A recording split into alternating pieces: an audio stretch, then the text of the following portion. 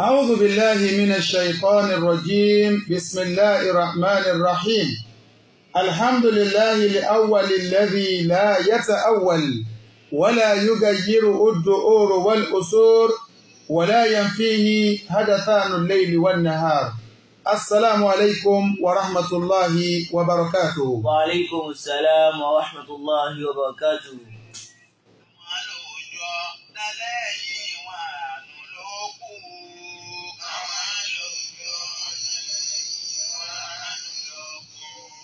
Akíra wa níbikíbi tẹ́tì máa gbọ́ wa lálẹ́ akíra wa jákèjádò àgbáyé wípé àtúkọ̀ àmójúbò ètò yín ètò wa Dáwàtul Hákì ti ìlú Côte d'Ivoire.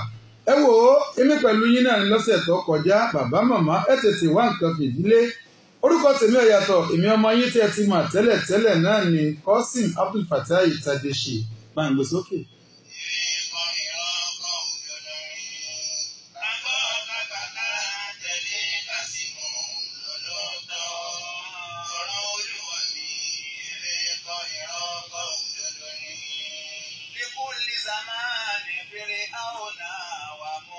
Àkí gbogbo ọ̀jọ̀gbọ́n wípé ẹ̀kú alálẹ́ níbikíbi tẹ́yìn tí ń gbọ́ wa àkí gbogbo olólùfẹ́ òtítọ́ wípé ẹ̀kú dédé àsìkò yìí àmà ní rí ń gbé sọnù bí ó ṣe bí ọmọ ẹ wò ó lẹ́lẹ́yìí ànídára wà lágara ò nínú àwọn kéde tá a ní fúnra wa ní wípé gbogbo mùsùlùmí jákèjádò àgbáyé lórílẹ̀‐èdè tá a wà yìí àmọ̀ kú ojúlọ́nà Fọ̀dílátù Sheikh al-Imam Alhaj Imran Abdul Majid Ẹlẹ́hà akú àmójúbà akú ojúlọ́nà bàbá òdídé wọn sórílẹ̀-èdè tá a wà yìí kọ́lọ́ọ̀bà lèkì ọlá kọ́bá ní ṣe ń rọrùn. Pẹ̀lú ògo Ọlọ́run wá sí àkọ́kọ́ tí bàbá ó ṣe fún wa yóò wáyé ní ọjọ́ 9 oṣù kẹwàá ọdún tá a wà yìí ní mọ́sálásí alùsùnà tó wà ní àdúgbò Gbómọkútẹ́ pẹ̀lú ògo Ọlọ́run láago 7 sáago 10 òun náà ní wá sí àkọ́kọ́ ní ọjọ́ 9 àgbèsókè.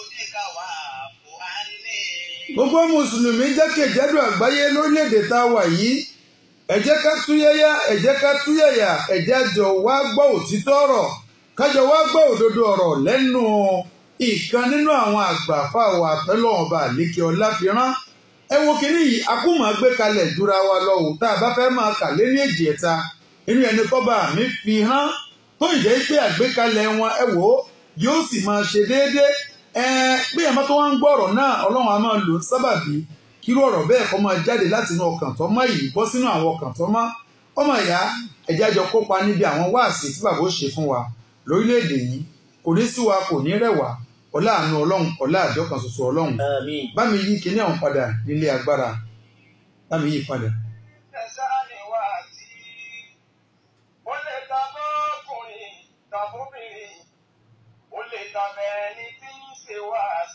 Ẹni bá dábàá ó lọ tún bẹ̀ ṣe. Ẹni bá dábàá ó lọ tún bẹ̀ ṣe. Àìwí òṣì àìgbọ́ kù ṣe. Àìwí òṣì o àìgbọ́ kù ṣe. Akọ̀mọ̀ àgbálòkù tí ó jẹ ká. Akọ̀mọ̀ àgbálòkù tí ó jẹ ká. Akọ̀mọ̀ àgbálòkù tí ó jẹ ká.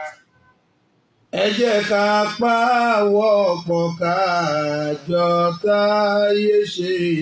Ẹ jẹ́ ká pawọ́ pọ̀ ká jọ táyé ṣe. Bàbá màmá ẹ jẹ́ ká pawọ́ pọ̀ ká dìjọ táyé ṣe.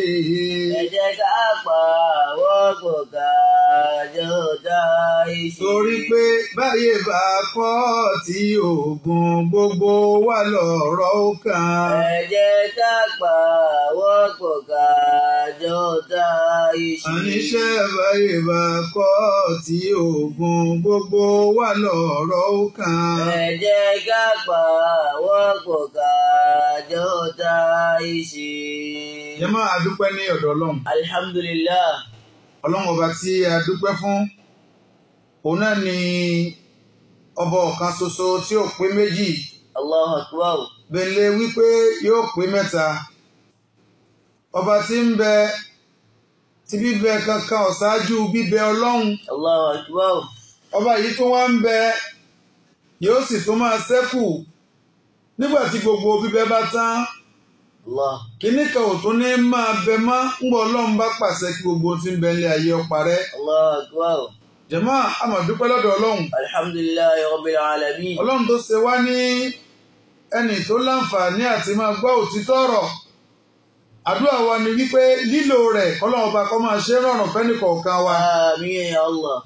ẹ rí àwọn ètò lọ́lọ́kan ọ̀jọ̀kan bí ṣe ń lọ à ń dúpẹ́ wípé Ọlọ́run ọba àlékè ọlá ń lò ń sábàbí fẹ́ni tí ń sọ àtẹni tí ń gbọ́ nítorí wípé iyì ọ̀rọ̀ náà ni kárẹ́ni tí ń gbọ́ iyì ọ̀rọ̀ náà ni kárí àǹfààní tọ́rọ̀ náà ń ṣe àwọn kan sì ń dógùn lórí ilé ayé tá a wà yìí gẹ́gẹ́ bí irin ṣe máa ń dógùn lànàbì ṣe sọ fún wa wípé ọkàn ń dógùn àmọ́ tá a fi máa fọ ọkàn mọ́ òun náà ni ọ̀rọ̀ Ọlọ́run táwọn kan ṣe okùnfà bá a ṣe láǹfààní àti máa sọ táwọn kan ṣe okùnfà bá a ṣe láǹfààní àti máa wí jáde àtẹ̀mí àti gbogbo èyí tá ń gbọ́ yìí Ọlọ́run má ṣe ń balẹ̀jọ́ aburú fún wa o Àmín. láyé àti lálìkìyámà. Àmín ya Allah. ẹ rí ọ̀rọ̀ tí ìkéde tá a fi síta bó ṣe jẹ́ náà nìyẹn gbogbo ẹni tó gbọ́ ọba ní kéde fẹ́ni tí ò gbọ́ àwọn ṣéèkù wa tí wọ́n ń bọ̀ wá sórílẹ̀-èdè tá a wà yìí àlejò Ọlọ́run ní ńlá ni wọ́n irú wọn lè yẹn sojú kòkòrò wípé kò ní dáa kí mẹ́sì ń bí ẹni yìí ti fẹ́ sọ̀rọ̀ Ọlọ́run nítorí wípé àwọn èèyàn jàǹkànjàǹkàn báyìí nídìí òtítọ́ ọ̀rọ̀ béèyàn bá bá wọn pàdé lẹ́ẹ̀kan ti kú kọ́tàrùn kọ́ ó lè má láǹfààní àti tún bá wọn pàdé mọ́nù ìgbésí ayé àǹfààní ńlá la ní wípé bàbá ń bọ̀ wá sórílẹ̀-èdè tá a wà yìí ẹ jẹ́ a jọ pàdé wọn tá a bá ti kópa níbi wáàsí àkọ́kọ́ tí wọ́n ṣe fún wa ní àdúgbò Brómọ́kútẹ́ ní ọjọ́ 9 oṣù kẹwàá tá a wà yìí ibẹ̀ náà látò ti máa gbọ́ àwọn ètò lọ́lọ́kọ̀ ọ̀jọ̀kan àtàwọn ààyè tí bàbá ti ní wáàsí tí wọ́n ó ṣe kọlọ́nkọ́ dákun kọ́ kà wáyẹ. Àmín. Gbó kìràkìtà yìí kọlọ́mọ́ dàlù wá láyà. Àmín ya Allah. Bẹ́ẹ̀ sí wá ń gbọ́ wa tẹ́ sí ń wò wá ọmọ ìyá mi máa bá ní fi ránṣẹ́ sẹ́lòmíì nítorí wípé ó ní ládá bẹ́ẹ̀ sí ń gbọ́ wa ní wákàtí níbikíbi tọ́wọ́jọ ohun yìí dé ọmọ ìyá mi gbìyànjú kó jẹ́lòmíì ọmọ wípé ètò kan ń bẹ tí ń lọ lọ́wọ́lọ́wọ́ báyìí tó yóò ní tó jó oúnjẹ lọ ètò tí gbogbo ayé ń gbọ́ tí wọ́n ń kan sáárá nítorí òtítọ́ ọ̀rọ̀ tí ń jáde ń bẹ náà ni ẹ rí gbogbo ohun tí ó wù kó ṣẹlẹ̀ kásò òtítọ́ nílé ayé káfayé lẹ̀ ó lóore ju ká parọ́ ká máa bẹ nílé ayé lọ àṣẹ rọ́jú ṣe wá sí ká máa rọ́jú gbà wá sí a sì máa rọ́jú lò wá sí. Bá ṣe ń rọ́jú ṣe wá sí. Bá ṣe ń rọ́jú ṣe wá sí ká máa rọ́jú gbà wá sí a sì máa rọ́jú lò wá sí.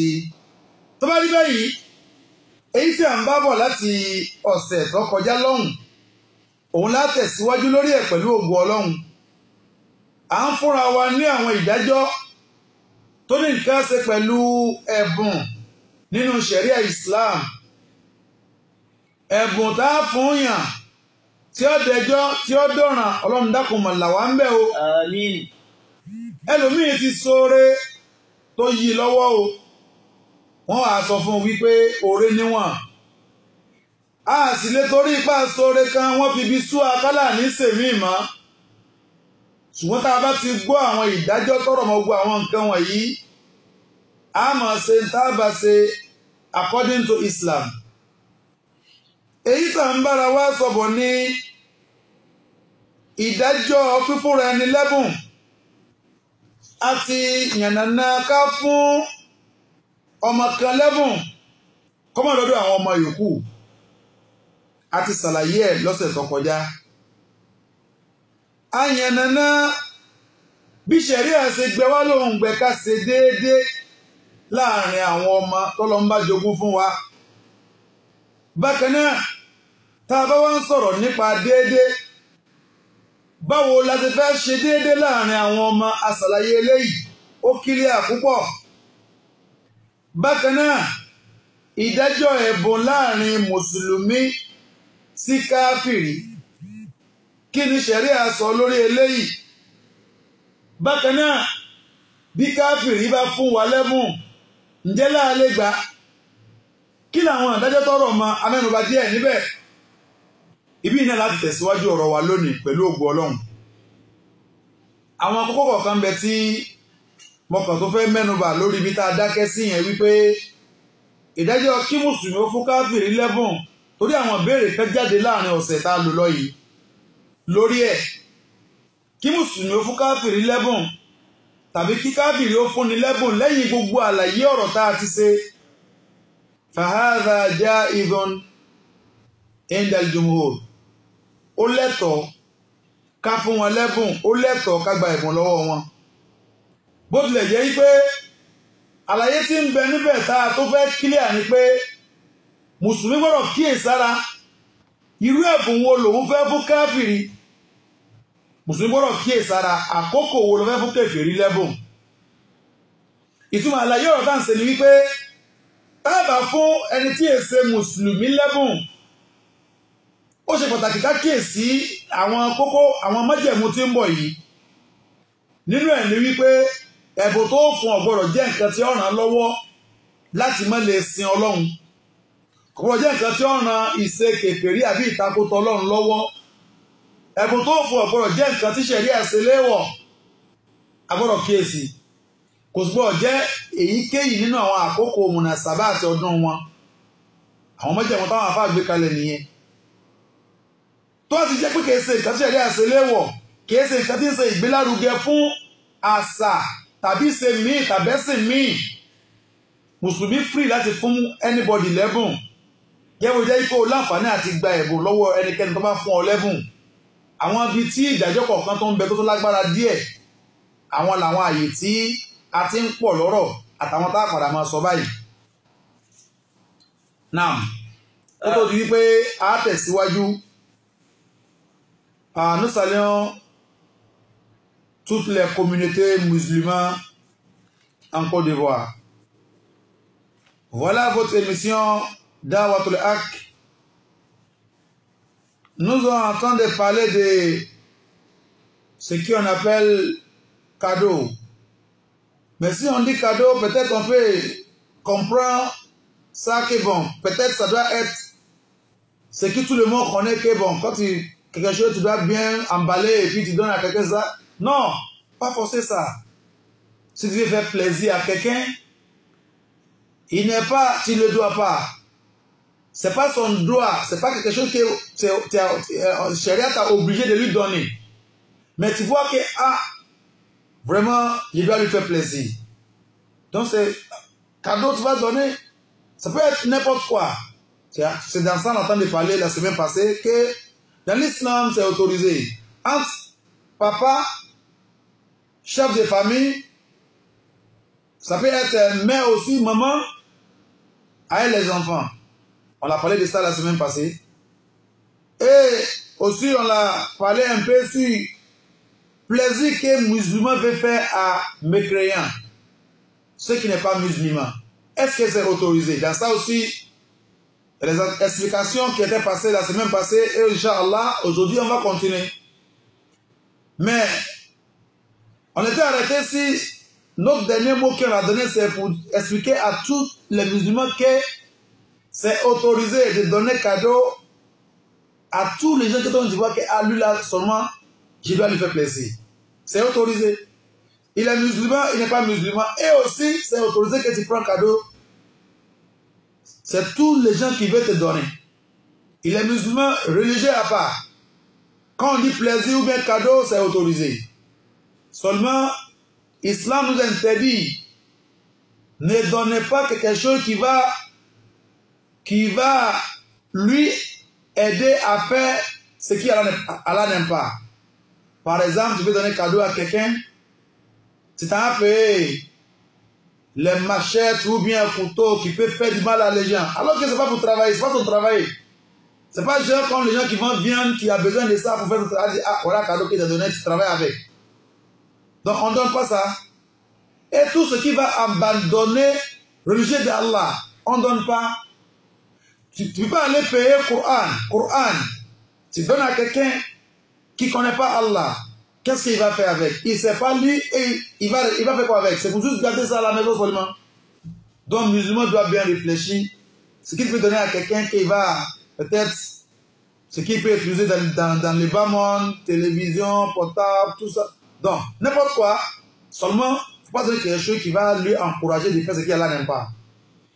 Et dans son effet de fait, c'est une wípé a ti sọ̀rọ̀ tó pọ̀ lórí ìdájọ́ ká fún káfíìrì lẹ́bùn tàbí kí káfíìrì náà fún wa lẹ́bùn. A tẹ̀síwájú náà ọ̀rọ̀ wa lónìí nípa ìdájọ́ ẹ̀bùn láàrin olólùfẹ́ méjì. Ẹni téèyàn toast tó ń bá sọ̀rọ̀ pé wọ́n fẹ́ ó wá ti ń fún lẹ́bùn. Eléyìí along the line tí ọ̀rọ̀ wọn ò bá wọ̀ mọ́ tó lè gbẹ̀bùn yẹn padà. Mi ní pẹ́ lórí àwọn mọ̀sáìrì torí àwọn ibi tí mò ń lọ. Ẹ̀rí ẹni tí èèyàn bá sọ̀rọ̀ pé wọ́n fẹ́ ọ̀pọ̀lọpọ̀ èèyàn ní máa ń ṣì àwọn abala yìí gbọ́yé. Ọba obìnrin sọ̀rọ̀ wípé o nífẹ̀ẹ́ kò túmọ̀ sí wípé ó ti dìyàwó rẹ̀. Ọjẹ́ oníhò kò túmọ̀ sí wípé kò lè ṣe no lọ́la. Gbogbo ìwọ tó ọmọ yóò fẹ́ ni kó kíyèsára nípa relationship rẹ pẹ̀lú ẹni tẹ́ ẹ̀sẹ̀ jọ bẹ̀rẹ̀. Because mi máa ń ṣe ìkìlọ̀ fún àwọn ọ̀dọ́ ayé òde òní lọ́kùnrin àti lóbìnrin ìmọ̀ràn kálukú tá a ní fún kálukú ọ̀tọ̀ọ̀tọ̀ ni. Ẹni tó rí lónìí tàbí tẹ́ ẹ pàdé níbì kan tàbí tọ̀rọ̀ yín sẹ̀yẹ̀ jọ wọ̀ relationship yín ò tí ì ju bí oṣù kan lọ ó ti yóò fẹ́.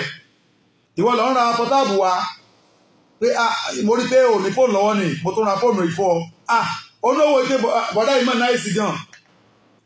Ìwọ náà ni lọ ń wò pé kí ni nọ́mbà bàtà ẹsẹ̀ rẹ ná kí ni nọ́mbà ẹsẹ̀ bàtà tó ń lò ó tó ń ra bàtà tí ẹsẹ̀ bàtà olówó kéke.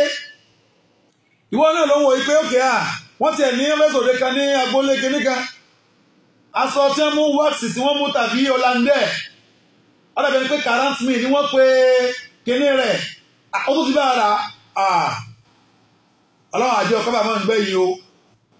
Ìfẹ́ ìpìlẹ̀ ẹni tí èèyàn bá sọ̀rọ̀ pé èèyàn ọ̀fẹ́ anytime ní ìfẹ́ yẹn lè dàrú padà. Ìkìlọ̀ wá ní wípé ìwọ ọ̀dọ́ kìí ṣe tó ń ṣe lójú ọ̀nà fóbìnrin ni ó ṣàfihàn pé lóòótọ́ àti lóòótọ́ onífẹ̀ẹ́ rẹ̀ àti ìlé mẹ́sọ̀ ìfẹ́ rẹ̀ pẹ̀lú ẹ̀ látara tó ń ṣe fún lójú ọ̀nà. Nítorí wípé ẹ tí ì wọnú ara yín ò tí ì mọ ìwà rẹ̀ tán òun ò tí ì mọ ìwà rẹ̀ tán. Donc tout ce qui te donne sur la route, elle n'est pas encore entrée, c'est sûr que tu dis mademoiselle je t'aime, tu as envoyé quelqu'un vers elle et puis elle aussi elle a accepté. C'est pas encore dit oui, avec ça on va faire confiance que vous êtes devenu un mari et puis femme. Non, aujourd'hui on en laisse voir. C'est quand le dernier jour va arriver qu'ils vont s'asseoir, les Islamiens vont s'asseoir, les parents vont s'asseoir et puis ils vont attacher le mariage. C'est là on va dire oui, tu as marié. Vous n'êtes pas encore devenu mari et puis femme. Et puis du couple. Ok. Et maintenant, toi tu as tout fait. Dans 6 mois, tu as payé portable, tu as payé télé, tu as payé habit, tu as payé tout le truc cherché, tu as payé montre. Oríṣiríṣi kan lọ́ra fún. Along the line, ìgbéyàwó yìí já, peut-être parmi les familles, il y en a les chefs de famille qui disent le monsieur n'a pas marié notre fille. Est-ce qu'il peut récupérer ces cadeaux qu'il a donnés? Ibi ni ọ̀rọ̀ wa wà. Tó lè gba àwọn ẹ̀bùn yẹn lọ́wọ́ ẹ̀ padà. Ìwọ ọkùnrin, mọ́sàlẹ̀ yóò fẹ́ kọ́ ọmọ dànkan lẹ̀ fóbìnrin. Ìwọ obìnrin, mọ́ wò pé bọ́dà yìí náà sì gan, bí sẹ́yìn aṣọ wá ní ìràgó wá ìfẹ́ ojú ọ̀nà àmọ̀mọ́ ní agbára wọ́n ní ọ̀sẹ̀ ilé ayé tá a wà yìí. Ǹjọ́ ọba rí nísìn tó fi sọ yìí pé bọ̀dá yìí lè kọ̀ntínú mọ́. Ǹjọ́ ọ̀nà lọ́mọ yìí pé ṣé bọ̀dá yìí ọ̀nà ìsì. tí bá ń sunkún jọ́nà kìí ṣe ẹkún pé òun fẹ́ ọ̀fẹ́ òun mọ́ ni tí ń sun ó ronú gbogbo tóun ti ṣe fún ọ pé ṣé gbogbo kí ni yọ wà á lọ́pọ̀lọpọ̀ ọ̀dọ́ òkè fi ń farabalẹ̀ nígbà tí ó bá ti mọ̀ pé òun ti run ọ̀pọ̀lọpọ̀ owó fún arábìnrin yìí yọ wà á máa wọ́nà bí ó ṣe fẹ̀yìn ẹlẹ́lẹ̀ ilé ayé tá a wà yìí náà ni ẹjẹ́ á kó lápọ̀ tí ó yọ̀ lọ́gbómi lákaná gbogbo àwọn àṣẹsí báyìí ìṣesí tí ò dáa ni ọkùnrin ń da nǹkan lẹ̀ lójú ọ̀nà ẹ̀yin òbí ẹmọ tí yóò fẹ́ pé ọmọ òun ti ọmọ dáadáa ni kèrè tí ń fẹ́ ni o tó bá rí tí ń fẹ́ tán ọlọ́run lọ́mọ tí ó ṣẹlẹ̀ àìmọye irú ẹ̀rọ jẹ́ pé inú rí ọmọ gbóná ni wọ́n bá fẹ́yàwó tán tójú ẹ̀ wálẹ̀ àwọn ẹ̀bùn tí ọkọ bá fúnyàwó lójú ọ̀nà ǹjẹ́ ni ó lè gbà padà tá a bá lọ wo àwọn àáfàá onímọ̀ zahid àwọn olùkọ́ mẹ́rẹ̀ẹ̀rin tá à ń gbọ́rọ̀ wọn tá à ń ka ọ̀rọ̀ wọn malikiya shafi'iya ambaliya abu hanifa awil hanafiya ọ̀rọ̀ wọn súnmọ́ra wọn níbi wípé ẹ̀bùn tí ẹni tá a bá sọ̀rọ̀ máa fẹ́ tá a bá fún un tó bá ní májẹ̀mú wípé ní tí mò ń ṣe fún ọ yìí mò ń ṣe pẹ̀lú pétọ̀ tó bá bà pé ọ̀fẹ́ mi ni o tọ́rọ̀ wọ́n bá padà wọ̀ náà ni o tọ́rọ̀ bá ti wọ̀ mọ́ o wọ́n bá nǹkan òun padà o tọ́dé òun bẹ́ẹ̀ bá ń bẹ́ ńlẹ̀ ní ọba ti lọ́ọ̀fẹ́ mọ́ àǹtí kínní ó yẹ kó o ti rẹ́ni wípé gbogbo ohun tó yí tọ́ gbà lọ́wọ́ ẹ̀ ọ́ dà padà fún un so ọ̀rọ̀ àwọn onímọ̀ ìta sọ yìí ó súnmọ́ra wọn bẹ̀ púpọ̀ púpọ̀ so tẹ́bá ti fẹ́nu kò síbi pé torí pọ́ táwọn bá ti fẹ́ra mọ́ tí má ṣe fún ọ nígbà padà o c'est-à-dire quand il attend de faire tous les biens qu'il attend de faire vers la fille il a payé portable il a payé temps il a payé temps il a payé temps tout ce qu'il fait là il a déjà expliqué que chérie si Coco si Dieu a fait que enfin tu m'as pas divorcé tu m'as pas laissé tout ce qui est fait pour toi c'est pour toi toi va finir les tiennes mais enfin si on ne s'est pas marié c'est que tout ce qui était fait il a récupéré ça et puis elle aussi elle est d'accord c'est que qu'on sort au ó ti lóhun ọgbà tó máa ṣe fún padà òun náà sì fara mọ́ donc le jour elle refuse que on va continuer notre amour là forcé elle doit redonner tout ce qui les garçons a fait elle doit redonner tout so a sì nínú àwọn onímọ̀ tó sọ wípé pàtàkì jùlọ mọ́sáàbù mọ́ wà Málíkì àwọn wà lórí wípé tó bá ṣe wípé obìnrin yẹn lọ sọ pé òun ò ṣe mọ́ òun lọ́kọ̀ pé òun ò ṣe mọ́ àjẹ́ pé ó ti ṣú ọ̀pọ̀ gbogbo tọkùnrin yẹn ṣe fún yọ̀ọ̀dà padà yọ̀ọ̀dà padà ọ̀rọ̀ tí ìmáàmù wa Málíkì dúró sí ni wípé àwọn tẹ̀wà lórí tí wọ́n pè ní àtẹ̀síl ní mọ́sáàbù wọn ìyẹn ni pé tí ìtúsí ìkọrẹsí ìrẹsẹ̀ láàrin ẹni tẹ́jọ́ ń ṣèfẹ́ tẹ́jọ́ ń bárọ̀ fẹ́ bọ̀ ọ̀hún á lè kọ̀ntínú mọ́ èyí tó ti ṣe fún yẹn wọ́n dà sí méjì ẹ̀rí wọ́n dà sí méjì tó wá sí pé ọkùnrin bá ní kò ní gbà padà kákọ́bìnrin bá ní ó sọ pé òun ò ṣe mọ́ tí nǹkan fi dàrú àjẹ́ pé èyí tí ọkùnrin yẹn tó ṣe fún wọ́n dà padà fún eléyìí òun lọ̀rọ̀ ẹni tí wọ́n jọ bára wọn sọ̀rọ̀ jọ rẹ̀ láti sọ yí pé a gbọ́dọ̀ yóò fẹ́ kọjá lẹ́bù kọ́ wá máa ṣe tí ọmọ ṣe ní ṣe yí pé olólùfẹ́ mi ni olólùfẹ́ rẹ̀ ní tó bá fi ọ́ lẹ̀ wọ́n sọ pé obìnrin yẹn dà ọ́ o ìwọ obìnrin náà sì rè kíyè sára ẹnìkan bẹnu fẹ́ kọ́ kò túmọ̀ sí pé mo ti wá lóhun ọ̀fẹ́ ọ̀hún kọ́ máa bèrè báàjì ó ń táyà kọ́ máa bèrè bàálù kọ́ máa bèrè tirẹ́là níjọ́ bá rí ìtọ́kàn rẹ kọ̀ tó lè kọ̀ntínú mọ́ ìwọ gan àti sọ fún wípé bọ̀dá kìíní ẹ̀dàkùn ọ̀rọ̀ fẹ́ wà yíyà nílé yóò nira tó bá múra àbọ̀ mọ́kànlá àbọ̀ tí ẹ̀ sá fún ìní máa fà á tọ́pọ̀lọpọ̀ ọkùnrin míì náà fi máa wọ́n ní àlùmọ̀ǹkọ́rọ́ yín tó fi bá lóhun òsè má òmí ìlé máa sà sí lọ́kàn wá rí pé látìgbà tóun ti fi bọ̀dá kìíní lẹ̀ òun ọ̀padà rí ọkọ gidi pé òun àbówò réyàn gidi máa ṣe irú tí bọ̀dá kìíní ń ṣe òun lọ́mọ bí tọ́wọ́ nítorí ẹ̀ ṣùgbọ́n ẹ̀ pé tóun náà ṣe òun náà ẹ̀ṣẹ̀ ńlá ni tíwálà ẹ̀ṣẹ̀ ńlá ni ṣùgbọ́n tóun ti bẹ́ẹ̀ náà ìwọ obìnrin má fìlà rẹ sínú problem pẹ̀lú pé ẹni ẹjọ́ bẹ̀rẹ̀ fẹ̀ tí ò tí ì ju kíní kan máa gbàwó ní ọ̀rọ̀ bá wọ̀ mọ́ kí máa fẹ́ dogun máa fẹ́ dọ̀tẹ̀ ló jẹ́ pé èyí tó dáa jù níbi tí a fi ọ̀rọ̀ yìí gún sí èyí tá à ń bá lọ lórí pé ẹni tí èèyàn jọ ń fẹ́rẹ̀ èèyàn lójú ọ̀nà kátẹ̀wá kó tẹ̀sí á wọlé gan ẹ̀já ká tó mú débẹ̀ wọn tàbí kò tiẹ̀ sí wọlé gan wọ́n ti ta ókó yìgì tó kùnrin kó ṣe wàlímà èyí tó dáa jù níbi tí àwọn àáfàá fọ̀rọ̀ sí tó jẹ́ pé náà lọ ọ̀rọ̀ tó yí ọkàn máa balẹ̀ sí òun ni kí gbogbo ẹni tí bá ń fún yàn lẹ́bùn ìfẹ́ kan ní bẹ lọ́dọ̀ rẹ sí ẹni yẹn affection kan ló ní sí onítọ̀hún love kan ló ní sí onítọ̀hún surprise kan lẹ́ni yẹn ṣe tó impress yẹ tó fi wò wípé ẹni yìí deserve nǹkan báyìí èyí tó dáa jù náà rọ̀ ni wípé Allah rujua fil adaya khasatan min al azwaj ẹ̀bùn tá a bá ti fún yàn káwọn mọ̀ sọ pé a fẹ́ gbà padà mọ́ pàtàkì jùlọ láàrin ọkọ àtìyàwó káwọn mọ̀ sọ pé a fẹ́ gbà padà mọ́ ló jẹ́ pé ìwọ náà tó ṣe fún obìnrin tẹ́ ẹ jọ sọ̀rọ̀ tí ò tí wọlé rẹ táwọn ẹbí rẹ̀ ò tí mọ̀ àbí ẹ̀ tiẹ̀ ti mọ̀ ọ́ gan wọn ò tí fàálẹ̀ ọlọ́wọ́ gẹ́gẹ́ bí ìyàwó gẹ́gẹ́ bí ọkọ àwọn ẹbí tiẹ̀ náà níwọ̀ obìnrin ò tí fàṣẹ sí èyí tó pàtàkì ni wípé èyí tó ṣe ní ṣe wípé tọ̀ kíní yìí ẹ̀bùn ni òun ni kò ṣe kódà ó pọ̀ ní obìnrin tó jẹ́ pé ẹlòmíì nítorí pé ẹni tẹ́jọ́ ń wò ó ṣe fúnra wọn ẹni wọ́n jọ ń wò ó ṣe fúnra wọn nítorí pé bóyá yẹn náà nípìnlẹ̀ òun náà sá àwọn surprise kan fún àwọn surprise package kan ó mú wá fún nítorí ẹ̀ tó ń tàn bá ní sọ̀rọ̀ kíkẹ́ kàbí ẹ̀ kan òun ó ti wò pé ẹni yìí ó lè sọ pé òun lè dá èyí nítorí rẹ̀ because she love him torí tọrùn kó lè sọ fún jọ́nà wípé I love you torí tọrùn so ọwọ́ lè màmá wò pé ẹni yóò bọ̀ níṣòro ó lè lọ dé gbèsè nítorí ẹ̀ wallahi alazim ẹnìkan ń bẹ tó jẹ́ pé nínú àwọn cases tó ṣẹlẹ̀ tá a dá sí táyé tó yẹ pé tọ̀ lọ́nà kan àbí kejì ọlọ́run padà ní kọ́rọ̀ yóò wó síbi tí ó wó sí ṣùgbọ́n pé ẹnìkan jẹ́ nìkan lọ ẹni tá a wí yìí wọn àti arábìnrin yọ fìfẹ́ hàn síra wọn dáadáa gan dílẹ́bù tó yẹ pé àyàn rò pé eléyìí ó ti ṣọ́ débi pé wọ́n tún ti gbé àwọn ìgbésẹ̀ kan tẹ́ẹ̀fì mọ̀ pé ìfẹ́ eléyìí ọlọ́run ti eléyìí ti so kẹ́nìkan mọ́ já ìfẹ́ tó so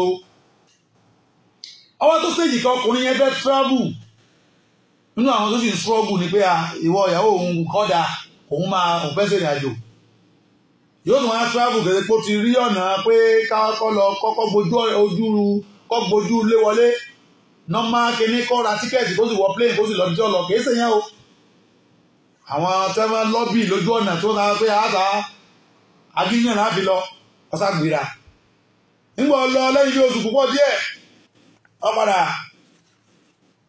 ń pe ìyàwó yìí wípé àwọn dúpẹ́ òun ti fẹ́ wọlé ṣùgbọ́n kò sí ìdọ́hùn torí náà ibi tó ń wà wáyé òun nídìí owó gidi lówó tàbí kó tó ń bí nǹkan bíi 300,000 sefa ó lóun ní ìdí tọ́jú wọn bẹ́ẹ̀ ok arábìnrin òpé ọkọ mi tó bá dọ̀hùn nǹkan ọjọ́ ra wọn nǹkan ó ṣe òun náà ó ń sáré arábìnrin náà lẹni tá a wí ìran sáwọn ìyá ẹ̀ pé kí àwọn náà bóun gbìyànjú àwọn ìyá gbìyànjú wọn rí 100,000 sefa ìyàwó nínú pé tó bá ti dá ó ti kàn mí náà ọmọ gbìyànjú ó tiraka ọlọ́ba gidi wá 200,000 sefa lòun gbé iná ọ̀rọ̀ tó wà nílẹ̀ yìí àwọn àṣegbò tó wọlé tán ẹlẹ́kẹrú wọ́n sẹ́ ń di owó sí owó tó ń bá ní àjò lọ wọn ò tó gbúrò ẹ̀ láwọn àṣegbò kan ìgbà tó yẹ kí wọ́n padà máa gbúrò ẹ̀ wọ́n gbọ́ pé ẹ̀kẹ́ wọlé ṣùgbọ́n ibi tó dé sí ibi tó wà àwọn náà ní máa ṣiṣẹ́ ń bẹ̀ náà àwọn ọmọ máléèjì ń bẹ̀ wọn ò tó gbúrò ẹ̀ tó tó pẹ́ lẹ́yìn ọ̀rẹ́ yìí tẹ́lẹ̀kẹrú máa padà fohùn ránṣẹ́ fohùn tó fi ránṣẹ́ ni ẹ̀yin náà gẹ̀ẹ́sì kí ló lè jẹ́ ohun divorce ló fi ránṣẹ́ alábẹ̀rẹ̀ pé ìrìnàjò yìí ó tọ̀ òun rò pé ó máa yí sí ìjì báyìí lọ ní wọn mọ̀ pé nǹkan tó báyìí torí náà òun fẹ́ yọ̀ǹda rẹ̀ ọ yọ̀ǹda ta ni àbúrò àkílọ̀ sọ iná arábìnrin ìsá ọ̀sà ààrẹ rẹ̀ ọ̀sà ìtẹ́ iná mọ̀ láfi sọ yí pé má wulẹ̀ sọ pé gbà ẹsẹ̀ ìbẹ̀rẹ̀ wo ti ń ṣẹlẹ̀ yẹn ó ti wá wà for real no ẹgbẹ̀sọ́pọ̀ tó rí wípé tọ̀ bọ́yá tọ́lọ́wọ́ sọ pé tọ̀ lóòtọ́ ni ń tọ́ wá sì ṣe ó ṣe pé ó ṣe ọ̀yọ̀ǹda ẹ̀bùn ni tó yẹ ọ̀rọ̀ ọ̀fẹ́ ọ̀bá wọ̀ mọ́ ò ní kábàámọ̀ púpọ̀ lórí ẹ̀ àbámọ̀ díẹ̀ náà ni kò ní pọ̀ tó jẹ́ pé èyí tó dáa jù níbi tá fẹ́ parí eléyìí sí ni pé láàrin ọkọ àti ìyàwó olólùfẹ́ méjì síra wọn tout ce qui on se donne on ne qu'à considérer ça comme cadeau que tu vas même pas regarder derrière encore. C'est ça. Et tu me sais, c'est que quand tu donnes, il faut savoir que c'est déjà parti comme ça. J'ai comme tu as fait ça, ce plaisir-là à quelqu'un que tu ne connais même pas. Il a bien utilisé, il n'est pas utilisé. Toi-même, tu ne vas même pas dire que il t'a déjà fait quelque chose qui est bon, il te donne un cadeau, il te fait plaisir. Donc, moi aussi, il y a un jour, un bon jour que tu as fait du bien aussi. Non, parce que tu ne le connais pas. Seulement tu lui as fait ça à cause de Allah. Tu as fait ça pour qui bon. C'est ce qui est bon que tu dois faire. Il faut considérer tous ces cadeaux, les plaisirs qui passent entre femme et puis mari. On doit considérer ça comme quelque chose qui est déjà perdu, qui est déjà parti. Mais si ton cœur reste dessus toujours que je l'ai fait tant, j'ai fait tant, j'ai fait tant. Donc enfin, si il te refuse que bon, on ne peut pas continuer notre amour là, ça va te faire mal. Il y en a un qui peut se tuer à cause de ça, vous dire, il a fait tant, il a fait tant, il a fait tant. Enfin, elle m'a divorcé. So, yo dunya pourquoi? Nítorí òfin wa ní káwọn máa pọ̀ ní pé gbogbo tá a bá ṣe fún àwọn olólùfẹ́ méjì kágbé sí kò wípé ẹ̀bùn ni tí téèyàn ò ní bojú ẹ̀yìn kankan níbẹ̀ mọ́. Tó pé ìgbésí ayé lọ́kọ-láya ó wà lórí al-musamaha wal-mawadda wal-hub. Ó wà lórí pé ká mọ lámójúkò àfojúfò fúnra wa ìnífẹ̀ẹ́ ara ẹni dọ́kàndọ́kàn. So, tábà tí nǹkan bá kọ̀ntínú mọ́ kò ní dùnyàn pọ̀ àfojúkò àti background ìpìlẹ̀ foundation níta pè ní ìfẹ́ lọ́kọláya yẹn kò ní jẹ́ kí nǹkan yẹn kó dùnyàn àbí kó disturb life èèyàn. lọ́n bá sọ̀rọ̀ Suratul Baqara àyà 237. A'udhu billahi minash shaytanir rajim. Naam. Bismillahir rahmanir rahim. وإن طلقتموهن من قبل أن تمسوهن وقد فرضتم لهن فريضة فنصف ما فرضتم إلا أن يعفون أو يعفو الذي بيده عقدة النكاح وأن تعفوا أقرب للتقوى ولا تنسوا الفضل وأن تعفوا أقرب للتقوى àpẹẹrẹ ìyàmì dúró ń bẹ́ẹ̀ وأن تعفوا أقرب للتقوى ولا تنسوا الفضل بينكم إن الله بما تعملون بصير. Ìgbà bẹ́ẹ̀ lò ní wípé وأن تعفوا أقرب للتقوى kẹ́ ẹ ṣàmójú kúò níbi àṣìṣe tó yẹsẹ̀ láàrin ara yín ìyẹn nìtọ́ka sí pé ìbẹ̀rù Ọlọ́run bẹ lọ́dọ̀ tiyín náà. ولا تنسوا الفضل بينكم. ولا تنسوا الفضل بينكم. ẹ má sì gbàgbé ọlá tọ́lọ́run tó ṣe fún sáàrin ara yín lọ́kọ níyàwó ẹ̀mẹ́jì lẹ́jọ́ pàtàkì ẹ̀mẹ́jì lẹ́ nípò wájú Ọlọ́run ẹ̀mẹ́jì Ọlọ́run kọ̀ǹsídà. Inna Allaha bima ta'maluna basir. Torí pé Ọlọ́run gbogbo ń tẹ̀ ń ṣe pátá òun náà ni ọlọ́ọ̀bà àlekèọlá òun lórí. Ìyẹn báwọn. Èyí tó tẹ̀lé nínú àwọn abala míì ta tó fẹ́ mẹ́nubà òun náà ni al-hadaya bayna ar-ra'iyya wal-mas'ulin.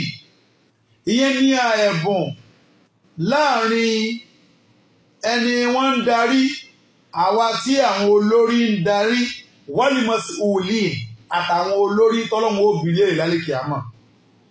Àwọn ọ̀gá tí àwọn ọ̀gá míì tó jù wọ́n lọ ó bi wọ́n léèrè. Àwọn aláṣẹ táwọn aláṣẹ míì tó jù wọ́n lọ ó bi wọ́n léèrè. So ìdájọ́ ẹ̀bùn tá a bá báwa tí wọ́n ń darí àwa tí wọ́n ń pàṣẹ lé lórí ẹ̀bùn tá a bá fún wọn kí ni ìdájọ́ tiẹ̀. Níbi ìlà sọ fún wa wípé àwọn onímọ̀ wọ́n pín lílẹ̀tọ̀ ẹ̀bùn tá a fún ẹni tó wà nípò àṣẹ àbáṣíwájú àbólórí lílẹ̀tọ̀ rẹ̀ àti jíjẹ́ èèwọ̀ rẹ̀ wọ́n pín sí ọ̀nà bíi mẹ́rin. Wọ́n pín sí ọ̀nà bíi mẹ́rin. Ẹni tó fún olórí aláṣẹ àti olórí gẹ́gẹ́ fúnra rẹ̀ tó gbà á lílẹ̀tọ̀ ilé ìwọ̀n pín sí ọ̀nà mẹ́rin. Alákọ̀ọ́kọ́ ọ̀tá sì ń sọ yìí àbánú tíra bàbá wa tí wọ́n pè ní Shari'u Fatihul Qadir li Muhammad sahibu Abi Hanifa.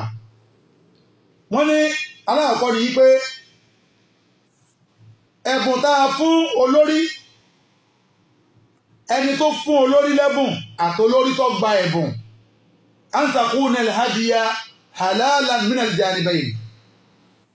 Àkọ́kọ́ tá fún alápẹ̀rẹ̀ rẹ̀ tó jẹ́ pé ó lẹ́tọ̀ọ́ fẹ́ni tó fún olórí lẹ́bùn, ó sì lẹ́tọ̀ọ́ fún olórí náà tó gbà. Kí lápẹ̀rẹ̀ eléyìí? Idha kana al-hadaf minha at-tawaddud wa tahabbub. Tó ti pé èròǹgbà tá a fi fún olórí yẹn lẹ́bùn ni pé a fẹ́ fi kíríètì ìfẹ́, a sì fẹ́ fi ṣàfihàn wípé a nífẹ̀ẹ́ rẹ̀. Ça c'est cadeau entre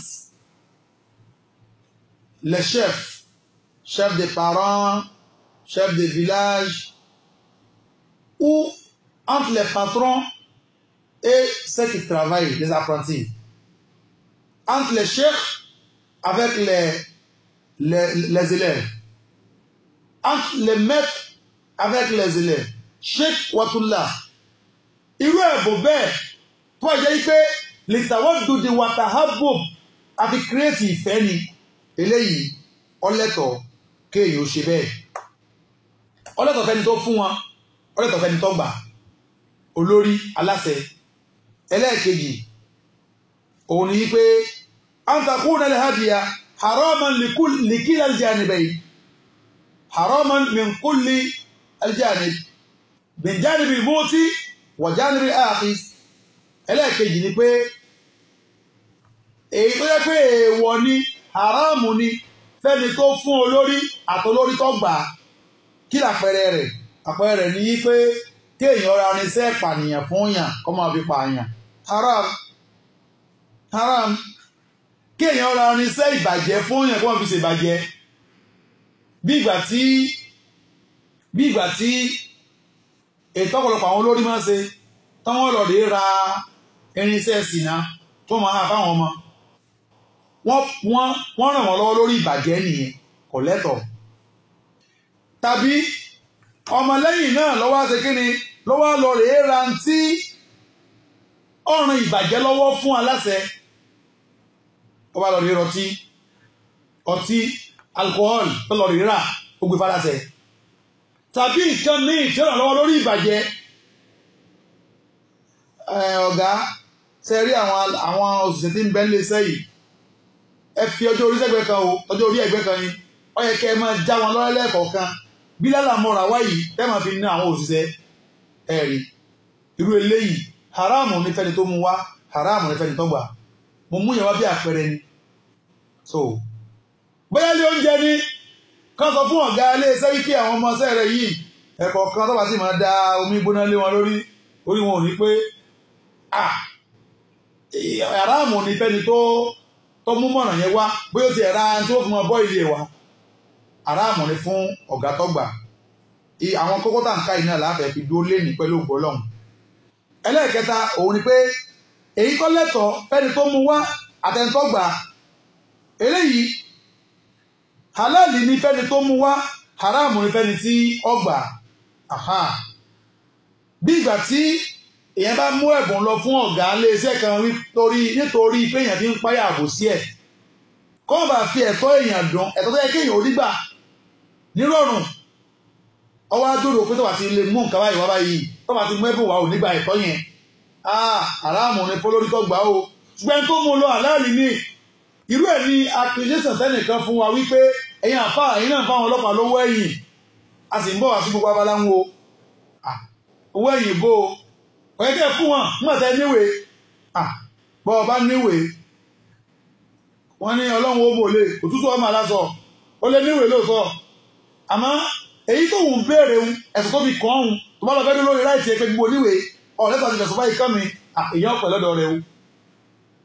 Kọ́ ajẹ́ bá tó táàbọ̀ wà léṣẹ́ rédíò ní ọlọ́pàá bá mú wa tí wọ́n fẹ́ pardon bokúbokú.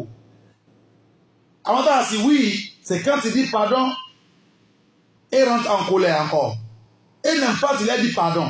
Il y a les patrons comme ça, les chefs comme ça. Donc, si tout le monde savent ses droits, il connaît, et puis il est prêt, il n'aura pas de discours dans les bureaux, au travail, dans la société, dans la communauté, tout partout. Elle. So, elle est au fond, elle est bon. Quand les lettres ont les gars, elle parle de fond, elle est au fond, elle va au top bas, l'autre côté, à bosser, il est au bas.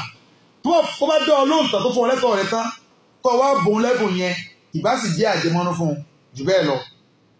Du coup, à deux, oui, puis, toi, à fond, on est fond lettre, et toi, pareil, elle dit, ọjọ́ ẹ̀tọ́ ni fẹ́ni tó fún yàn èèwọ̀ ni fẹ́ni tó gba òun náà èwo nígbà tí èèyàn máa lọ rè fún yàn lẹ́bùn lẹ́ni tí fi ń bẹ̀rù aburú ọwọ́ rẹ̀ ó súnmọ́ lórí ìta aṣọ yìí náà aláwọ̀kọ́ ìgbà ẹ̀tọ́ ẹ̀ ni ẹlẹ́kẹ̀ẹ́ fi ń bẹ̀rù aburú ọwọ́ ẹ̀ wà lọ fún lẹ́bùn lọ fún ní nǹkan ayé ọ̀rọ̀ náà lọ jẹ́ rí tèmi ṣe ìlú ẹ̀kọ́ rẹ̀ dánilé ayé ó fún wọn ní o bó fún wọn wọn ò ní jẹ́ oríṣi ẹsẹ̀ o wọn kò bọ́ o wọn ó dilé rẹ̀ tí ó pọ̀ gbogbo àwọn eléyìí ṣẹ̀rí àfáàyè gbà aláṣẹ tí ń gbarú ẹ̀tọ́ bẹ́ẹ̀ ni ó jìyà lọ́dọ̀ Ọlọ́run gbogbo àwọn ọmọ ìwọ olùkọ́ sáwọn ọmọ ó yẹ kó fún wọn ní máàkì wọn tó má ti lè gba iṣẹ́ wọn bó tó àti bó ṣe yẹ bọ́ ó sí láti fún wọn àti tó bá fún ọ lẹ́bùn tí wọ́n fún ọ lówó ó sàbámọ̀ rẹ̀ lálìkì àmọ́ ó sì lè ṣírò rẹ̀ ìwọ ọ̀gá ilé iṣẹ́ ó sí láti promote ẹ̀tọ́ ẹ̀kọ́ promote àti tó bá gba ẹ̀kọ́ jẹ ó sì rẹ́ tó ní ẹ̀tọ́ lẹ̀ ò fún Ọlọ́run ó bí ọ lálìkì àmọ́ ò kọ́lọ́n kó ṣàánú wa kó má fi wálẹ̀ kó má dojú àdúrà tì wá nítorí ìjọba àsìkò ibi náà ni a ti gbó àwa tí ẹ rí yẹn ọ̀dọ́mọdé ni wá. àwa tí ẹ rí yẹn ọ̀dọ́mọdé ni wá. àníṣe àmì ìgbàgbọ́ sọ́lọ́run àgbà náà lè gbọ́. àní ìgbàgbọ́ sọ́lọ́run àgbà náà lè gbọ́. Kọ́lọ́n tún wá sálẹ̀ kún gbàgbọ́ fún wa sí. Kọ́lọ́n tún wá sálẹ̀ kún gbàgbọ́ fún wa sí. Dákun ẹ̀bẹ̀ là ń bẹ̀ ló wà ọba wa ẹ̀dá. Kò jẹ́ mi wà oògùn kárí bá ti ṣe. Ọlọ́run wá jẹ́ mi wá oògùn láti gbẹ̀sìn ga. Kò jẹ́ mi wà oògùn kárí bá ti ṣe. Ẹni rí wa tó ń yọnu Ọlọ́run yọ́nú sí. Ẹni rí wa tó ń bínú òkú yìí kọ́ Ọlọ́run wa. Ọlọ́run ló mẹ̀san tó lè san ọ̀tá wa. Ire ẹ má pẹ̀gàn rárá, bí mo bá sórí ire ẹ má pẹ̀gàn rárá. Aláwo ló ní kádàrá ẹ̀dá láyé, ọmọ èèyàn. Nọ́mbà tẹ́ pè sí nítorí ìjọba àsìkò Wàfà Àjánẹ́sì. Nọ́mbà tẹ́ pè sí lálẹ́ ní 07 97 76 76 07. Lédè òyìnbó bá ń pè lédè òyìnbó. 07 97 76 76 07. 0797 76 76 07 láàrin ìṣẹ́jú méjì mẹ́ta tọ́sẹ́kù olóríire tó wà ńbẹ̀ gbé sókè. Bàbá tó bí mi ilẹ̀ ìdìbò ṣùgbà fún. Bàbá tó bí mi máa lò ní sábàbí ire mi. Alájí bàtà yìí lò ní sábàbí ire mi. Bí mo bá sórí ire ẹ má pẹ̀gàn rárá. Mo bá sórí ire ẹ má pẹ̀gàn rárá. Mo bá sórí ire ẹ má pẹ̀gàn rárá. Aláwo ló ní kádàrá ẹ̀dá láyé, ọmọ èèyàn ló ń lò ní onísàbàbí. Salamu alaikum. Wa alaikum salam wa rahmatullahi. Ta ló ń pè obìnrin tí ń pè wá? Mami Fawaz láti Tèmídire. Ṣéyà olóúnjẹ ayọ̀ kọ́hún?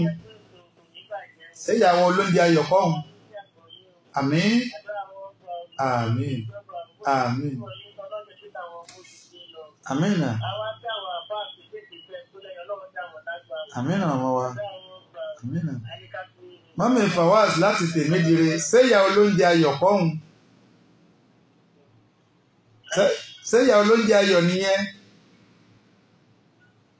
Wọ́n dá mi lóhùn. Ọ̀dà. Gbọ́ dáadáa. Mo ní ṣéyà olóúnjẹ ayọ̀ nìyẹn? Ọ̀dà. Ẹ bá Ọlọ́run gbà fún wa.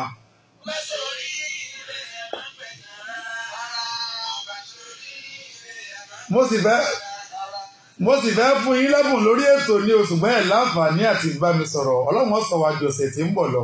àmín.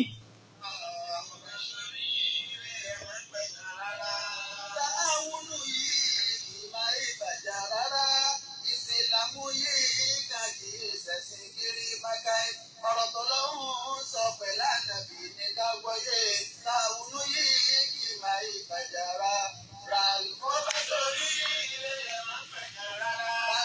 Mo bá sórí ilé ẹ̀ máa ń pẹ̀jẹ̀ rárá. Aláwùjọ ní ìkàdàrà ẹ̀dá ayé ọmọ ìyẹn ló ń lò ní onísàbàdé wa. Mo bá sórí ilé ẹ̀ máa ń pẹ̀jẹ̀ rárá. Aláwùjọ tó bá rí báyìí kó tó di ní pé a máa dágbére lórí ètò ẹ wò ó gbogbo olólùfẹ́ òtítọ́ lórí ètò yín ètò Wadawatul Haqq ti ìlú Côte d'Ivoire lọ́jọ́ Vendredi ti ọ̀la yìí òun náà ni abala ta lọ́mà tẹ́ẹ̀tì máa mú nọ́mbà lórí ètò ìwé ẹni bá fẹ́ darapọ̀ mọ́ wa lórí ètò yìí ẹ wò ẹ máa kàn sí mi lórí nọ́mbà tẹ́ máa pè mí sí +225 05 55 98 8808 ní nọ́mbà tẹ́ lè pè mí sí tàbí darapọ̀ mọ́ ètò wa olójoojúmọ́ lórí WhatsApp nínú ìdìbò ìlú lálẹ́ yìí fún ètò yìí ètò Wadawatul Haqq ìlú Côte d'Ivoire Ustaz wa Abdul Majid Eleha wọ́n balẹ̀ lórí èdè Côte d'Ivoire àtàwà yìí ẹ wo ọjọ́ kẹjọ oṣù kẹwàá wà sí ibẹ̀ ní àdúgbò Gbómọkútẹ́ kájọ pàdé ń bẹ̀ láti gbé súnà lárugẹ ẹ bá ní dárúkọ yìí torí àwọn tẹ́ ń bọ̀ wá nílé. orúkọ mi Abdulbaki Sharif. orúkọ tèmi ò yàtọ̀ ẹ bá ní gbọ́ kẹ́ ẹ láìkì kẹ́ ẹ sì ṣe orúkọ mi ní Kọ́sìm Tádéṣe àmọ́ pàdé lọ́sẹ̀ tí ń bọ̀ pẹ̀lú wípé màá sálàm.